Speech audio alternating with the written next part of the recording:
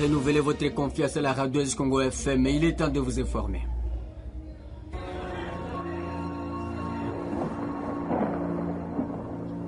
Oasis, la météo. Voici comment se présentent les prévisions météorologiques de ce dimanche 14 juillet 2024 en ville de Béni. Levé du soleil 6h03 et se coucher 18h12. Le vent courra à 10 km par heure l'avant-midi à direction sud et à 20 km l'après-midi à direction sud. La température maximale sera ressentie à 28 degrés Celsius et la minimale à 19 degrés Celsius. Ce jour, le ciel sera à moitié nuagé, accompagné d'averses. La météo prévoit un petit risque de pluie ce dimanche à ville de Béni. Prenez donc des précautions et belle journée à tous. Au sommaire de cette édition, le comité du conseil de la jeunesse du quartier Kasangatoua dans la commune Moulekera a été installé ce samedi. Enoch Ramazani, nouveau président de cette structure juvénile, a promis lutter contre les antivaleurs. Il est à suivre dans ces radios journal.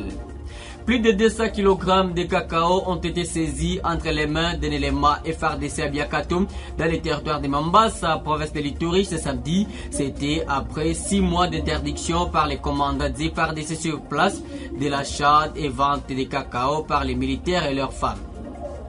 Le deuxième vice-président de la société civile et forces vives et noyaux du secteur de Benimbaou a été retrouvé mort ce samedi. Justin Paluku Kavalami, qui confirme la nouvelle, indique que la victime a été tuée par des hommes non notamment identifiés. Les détails sont à suivre dans ces radios journal.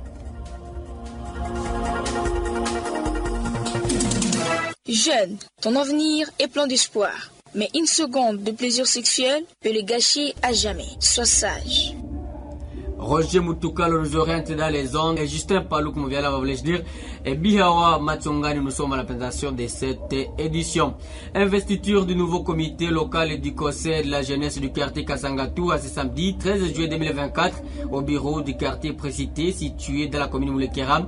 Monsieur Enoch Ramazani, président de ce nouveau comité, a promis de travailler en collaboration avec les autorités. Il appelle la population de cette juridiction à l'accompagner pour la réussite de son mandat. Écoutons-le au micro de Sixte Kalumendo. Moi, Enoch Ramazan, élu président du conseil local de la jeunesse du quartier Kasangatoua, je jure devant Dieu et devant la communauté de pouvoir travailler en collaboration avec mes chefs et de travailler comme un pont entre le jeune et le comité local de mon entité.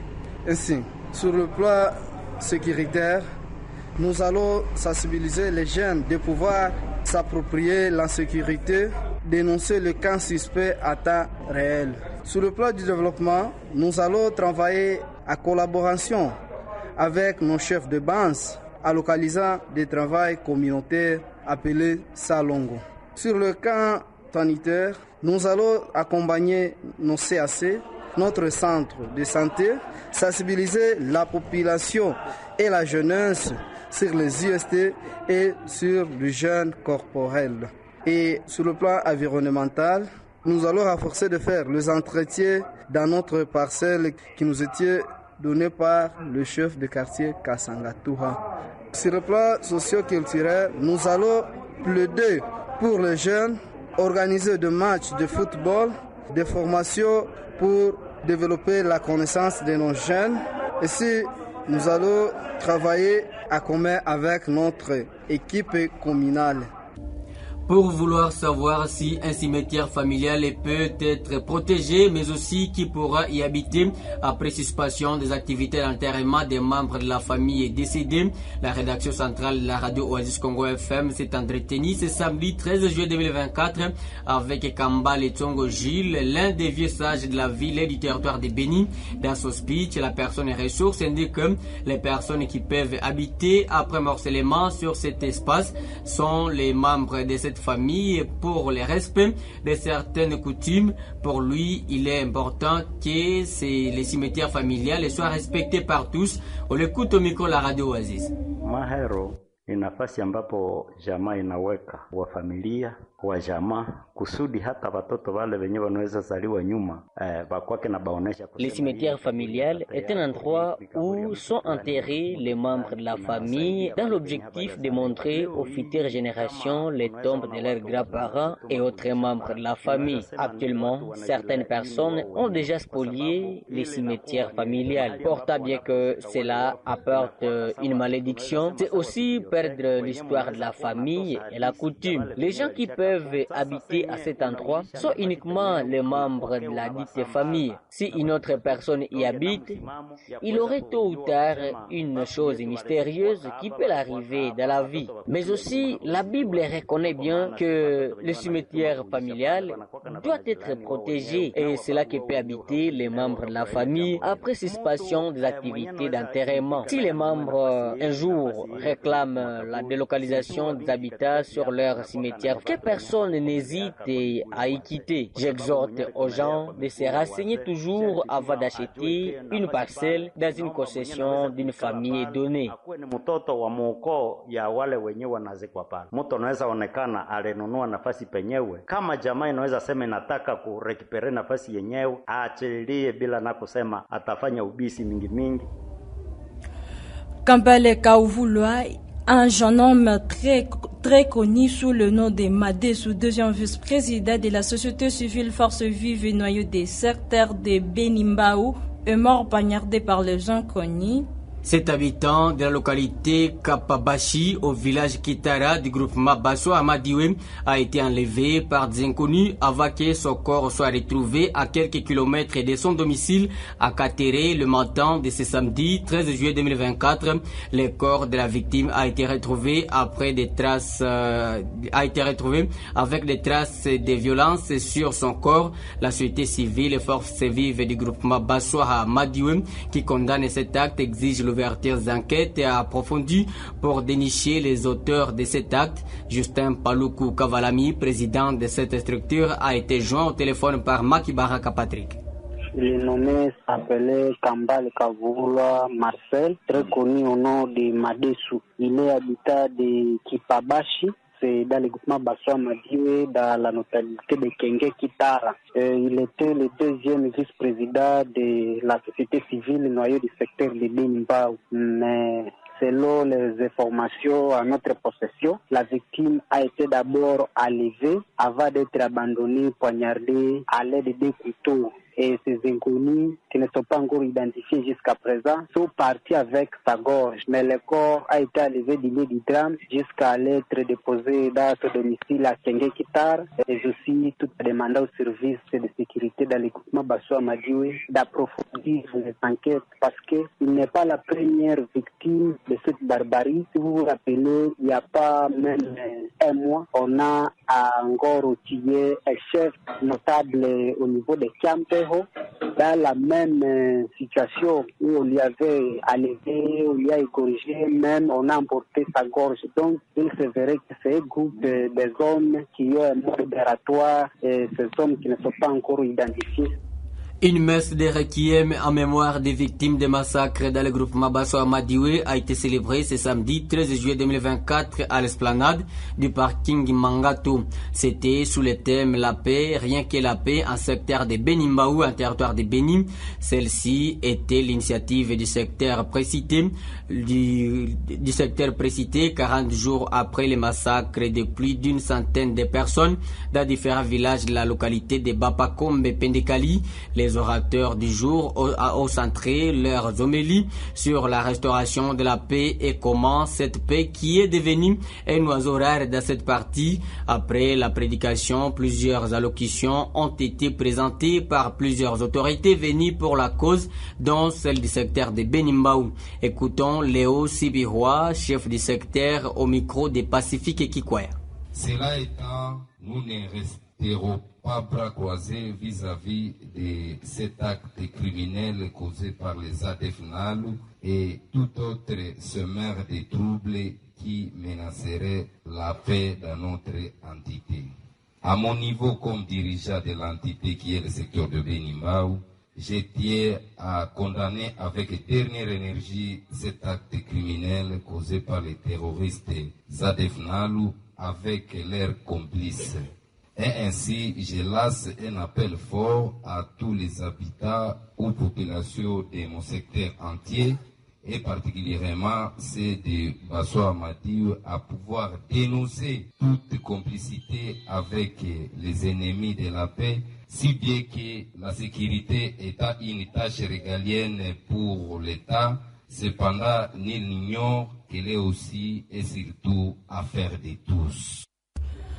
Encore sa vie d'un homme a été découvert en localité de Moussimba, chefferie des Bassois en territoire de Lubero. La victime répondait au nom de Mumbere Kivi Evariste. Célibataire de son état, il est mort à l'âge de 39 ans. Selon les premières enquêtes, cet homme est mort d'un verre de trop au village Kivikoukou. Le président de la société civile et noyau de Moussimba, M. Palou Koumousola Samuel, a confirmé cette triste nouvelle à votre radio au vu des conséquences néfastes de la prise abusive des produits alcoolisés. Cet acteur de la société civile appelle l'autorité compétente à bien vouloir traquer les fournisseurs de ces produits des morts dans cette partie du territoire de Lubero. Les habitants de la ville de Butembo demandaient encore de s'abstenir d'allumer du feu sur les goudrons pendant des manifestations pacifiques. C'est l'essentiel des communiqués rendus publics il y a peu en ville de Butembo par les mouvements de libération du Congo MLC, Fédération du Grand Nord Kivu 2. Ces partis politiques chers à son excellence le ministre Jean-Pierre Bemba Gombo a appelé les manifestants à user de beaucoup d'autres moyens non violents au lieu de s'apprendre aux biens tant privés que publics. Nous vous convions de suivre les chefs du travaux, Kaindo Kambouloumé Raphaël, secrétaire exécutif du MLC Fédération du Grand Nord Kivu 2. Nous exhortons les habitants de notre ville à ce qui suit.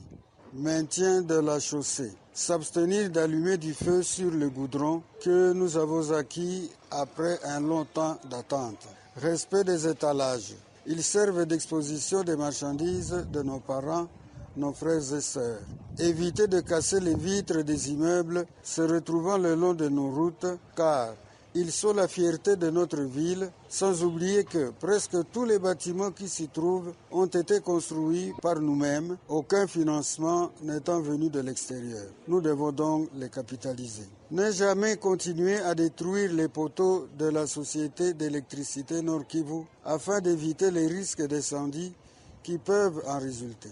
Bref, les larmes aux yeux, soucieux de contribuer à la pacification de l'Est de la République en général, et de notre chère ville de Butembo en particulier, nous exhortons nos paisibles citoyens d'user de beaucoup d'autres moyens non violents, sachant que notre Constitution reconnaît le droit à la manifestation. Marche pacifique est prévue pour le lundi en ville de Butembo et à Moussénéné. La Fédération des jeunes protestants de l'ECC ville de Butembo a marqué finalement son accord. C'est Lo Muhingi Erasme, son président.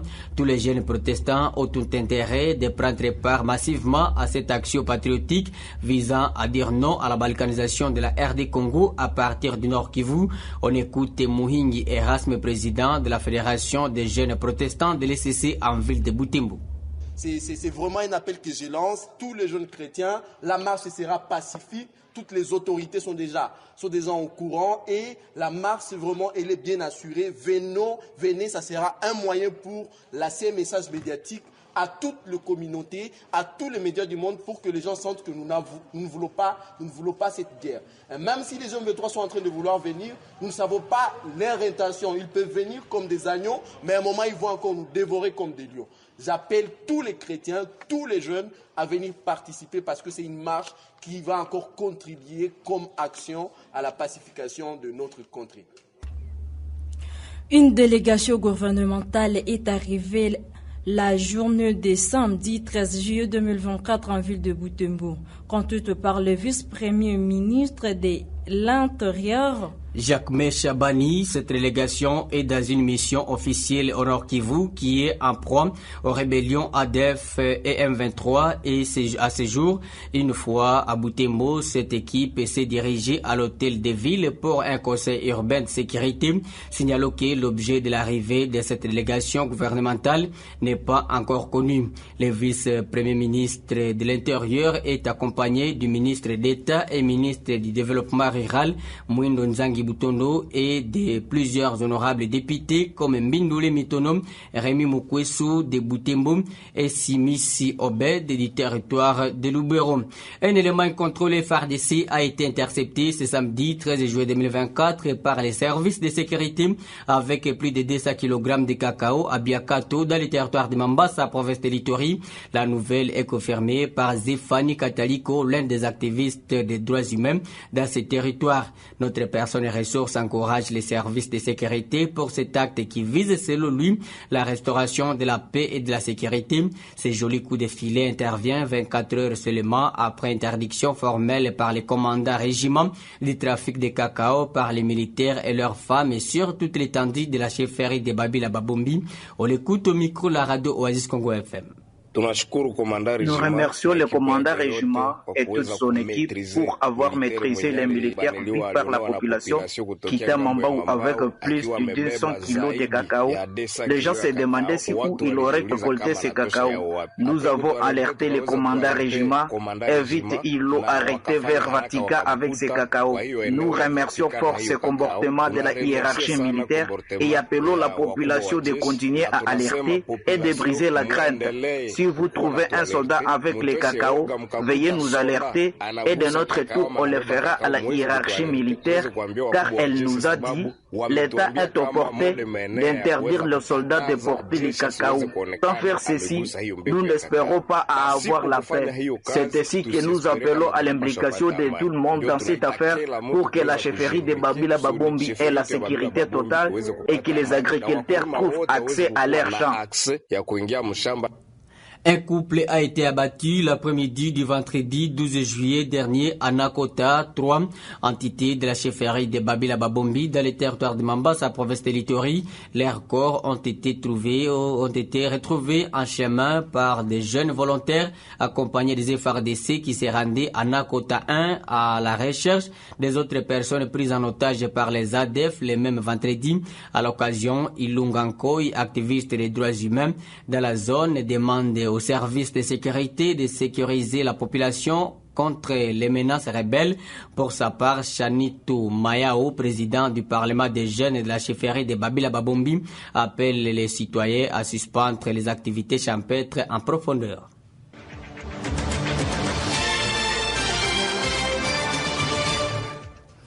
Deux personnes sont mortes dans un éboulement de terre survenu l'après-midi de vendredi dernier au carré mineur des cinquantenaires situé dans le groupement Baviba à chefferie de Walendu Binti au sud du territoire de Dirumo en Ituri. D'après Cédric Zalo, président de la société civile et du groupement précité, les deux jeunes morts faisaient membre de 10 autres personnes qui se trouvaient dans ces trous, tout en demandant les orpailleurs de prendre en considération certaines consignes du travail. Cédric Zalo appelle les personnes de bonne volonté de venir en aide aux orphelins des disparus. Écoutons-les au micro de Saint-Olivier Elohim. La société civile Force Vive des groupements Baviba a le profond regret d'annoncer la mort des deux orpailleurs, M.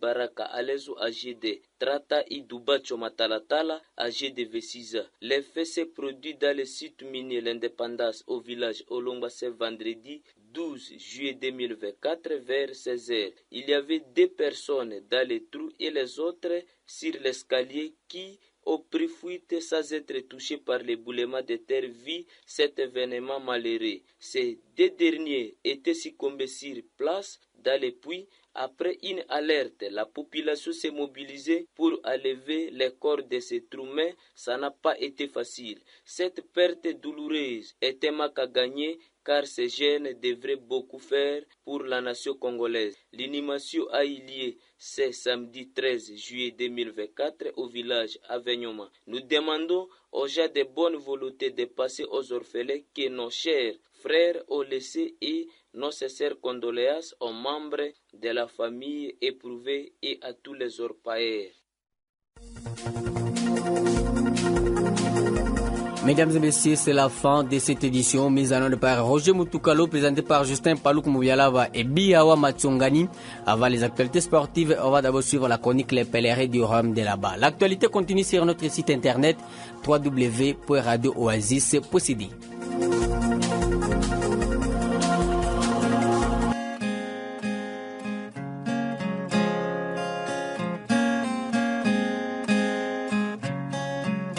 L'augmentation et ou l'ajout sur salaire des enseignants au royaume de là-bas.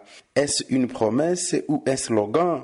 En plein pèlerinage, nous avons vu, nous avons écouté, nous avons été en contact avec les doyens de la carrière enseignante qui n'ont pas caché leur sentiment de joie, une joie qui risque d'être de courte durée.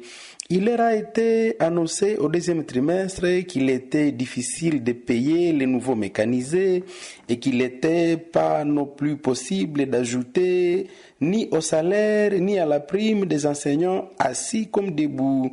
Oh non, voyez-vous, nous sommes dans les efforts xavériques, c'est dire que les gros des moyens de la nation sont affectés à la survie des Xavéries qui protègent les grands royaumes contre l'agression.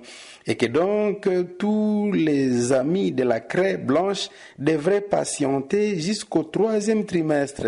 C'est là qu'ils verront leurs primes et salaires augmenter.